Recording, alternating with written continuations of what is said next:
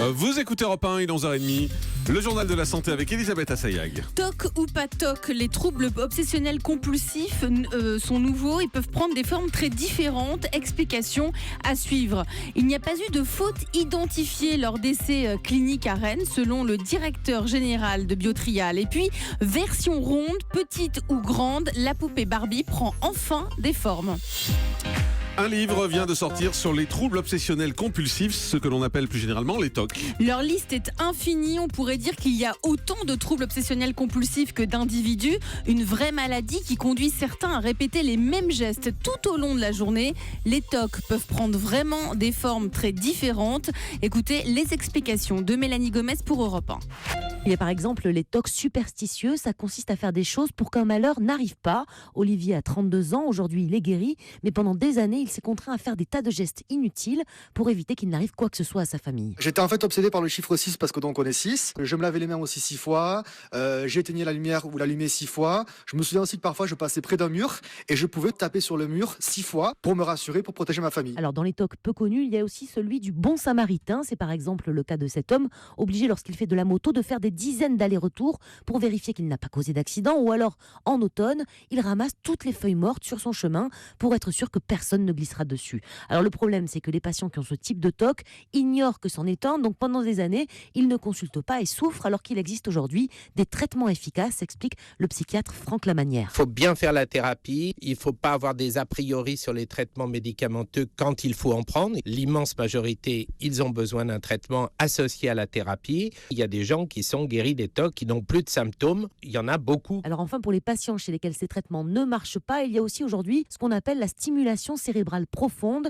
une technique très encadrée, car même si elle permet d'améliorer environ 60% des patients, cela consiste tout de même à implanter dans le cerveau des électrodes pour stimuler certaines zones.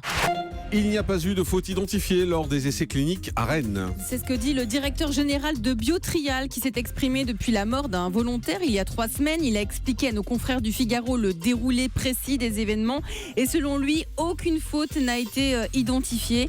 Nous n'avons observé aucun comportement qui ait pu être la cause de ce qui s'est produit, a-t-il déclaré. Biotrial se dit rassuré quant à l'état des autres patients qui ont eu des troubles lors des tests. Des enquêtes judiciaires et sanitaires sont quand même toujours en cours. Et puis vous en avez beaucoup entendu parler pendant ce week-end. La nouvelle Barbie est arrivée, ou plutôt les nouvelles Barbie, puisque Barbie prend des formes, version ronde, petite ou grande. Oui, elle change enfin de physique pour devenir plus représentative de la diversité et surtout elle va enfin sortir des clichés de la poupée aux mensurations soi-disant idéales. Écoutez le reportage chez nos confrères de TF1. Ce sont les nouvelles Barbie. Elles semblent tellement normales. Eh bien, c'est cela la révolution. Des formes un peu généreuses, des hanches, des mollets, peut-être une ambition de réalisme. Presque un gros mot chez Mattel qui, depuis 56 ans, a fait de la ligne surnaturelle de Barbie son principal argument. L'élégance est une question de tour de taille, explique ainsi Barbie aux enfants. Un message peut-être acceptable dans les années 50, mais inconcevable en 2016. Voici donc Barbie ronde, mais aussi petite et grande. Elle était maigre, trop maigre en fait. Et les femmes ne ressemblent plus du tout à ça. Il était temps que ça change. C'était un peu ennuyeux d'avoir toutes ces blondes parfaites, alors si elles peuvent être un peu normales. L'effet est réussi puisqu'en une de Time Magazine, ce mois-ci, Barbie demande ingénument « Peut-on enfin arrêter de parler de mon physique ?» À Lorient, des médecins facturent des heures supplémentaires. Ils ne consulteront plus au tarif conventionnel de 23 € en dehors des horaires prévus, c'est-à-dire en dehors de 9h à 17h et ça du lundi au vendredi. Ils facturent désormais des heures supplémentaires.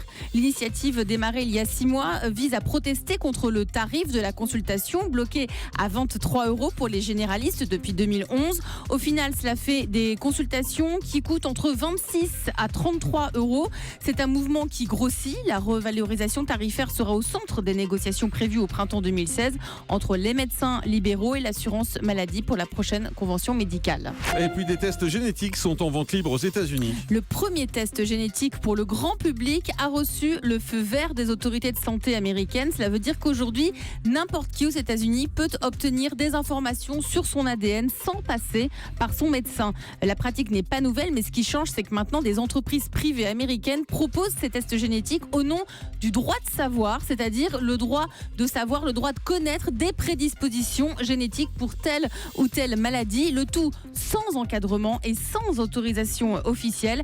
Déjà des dizaines de milliers d'Américains en ont commandé. Allez, on termine avec le chiffre du jour. 12 kilos, c'est le poids perdu par la star de la télévision américaine Oprah Winfrey. Elle annonçait qu'elle a perdu 12 kilos tout en continuant à manger du pain tous les jours. Ça va vous intéresser, Jean-Marc. Elle a mangé des chips, du poivre et du sel, mais le tout en petite quantité. Elle a perdu 12 kilos. Ah bon, Dr Cohen, ça évoque quoi pour vous ça Oprah Winfrey, c'est une personne qui a toujours été sujette à des problèmes de poids. Là, aujourd'hui, elle est en train de se mettre en scène parce qu'elle a racheté une grande entreprise d'amaigrissement et elle essaye de flatter. C'est du témoignage, ça s'appelle. C'est du témoignage et un peu de com aussi, du marketing. Bien sûr. Parce qu'elle va faire la promo de son régime. Voilà, mais on attendra après parce que je vous rappellerai l'exemple de plusieurs stars françaises qui, elles aussi, ont fait ce type de manifestations et qui se sont retrouvées plus grosses après. Ça peut se révéler un effet boomerang. Heureusement, ça arrive jamais au président de la République. Ça. Non, le président de la République, lui, il se maintient. C'est même du conflit d'intérêts. Exactement. Merci beaucoup, Elisabeth Assayag.